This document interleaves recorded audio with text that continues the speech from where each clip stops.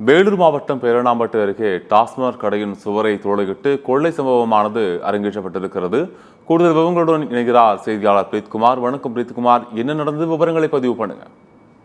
வணக்கம் அப்ரகாம். பேரணாம்பட்டு அடுத்த ஏரிக்குத்தி என்னும் பகுதியில் அரசு மதுபான கடை செயல்பட்டு வருகின்றன. இந்த மதுபான கடையில் மேற்பார்வையாளராக வேல்முருகன் என்பவரும் விற்பனையாளராக பால்ராஜ் என்பவரும் அந்த மதுபான கடையில் பணியாற்றி வருகின்றனர். அவர்கள் நேற்று வழக்கம் போல் மதுபான கடை விற்பனை முடித்துவிட்டு நேற்று இரவு கடையை மூடிவிட்டு அவர்கள் வீட்டிற்கு சென்றிருக்கின்றனர்.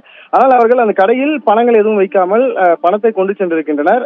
இருந்தபோதிலும் இன்று மீண்டும் அந்த மதுபான கடையை திறந்து பார்க்கும்போது பின்புறம் சுவரானது துளையிடப்பட்டிருக்கின்றன.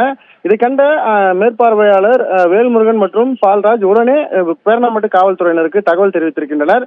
தகவலின் பேரில் சம்பவ இடத்திற்கு வந்த பேரணாம்பட்டு காவல்துறையினர் சுவர் துளையிட்டு மதுபான கடைக்கு கொள்ளையடித்திருக்கக்கூடிய சம்பவத்தை தொடர்ந்து விசாரணை மேற்கொண்டனர். விசாரணையில் பார்த்தோம்னால் மதுபான கடையில் துளையிட்டு மதுபான பாட்டில்கள் மட்டுமே கொண்டு சென்றிருப்பதாகவும் சுமார் 10,000 மதிப்பிலான 50 மதுபான பாட்டில்கள் அந்த கடையிலிருந்து கொள்ளையடித்து செல்லப்பட்டிருப்பதாக காவல்துறை தரப்பில் தகவலானது வெளியாகி இருக்கின்றன. கடையில் பார்த்தோம்னால் பணங்கள் எதுவுமே கொள்ளையடிக்கப்படவில்லை. ஏற்கனவே பணத்தை கொண்டு இருக்கின்றனர். இருந்த போதிலும் மதுபான பாட்டில்கள் மட்டும் கொள்ளையடித்து செல்லப்பட்டிருக்கின்றன. அந்த மதுபான பாட்டில்கள் வெளியே கொண்டு வந்து கூட அனைத்தும் பார்த்தோம்னால் சில மதுபான பாட்டில்கள் ஆங்காங்கே சிதறி இருக்கின்றன.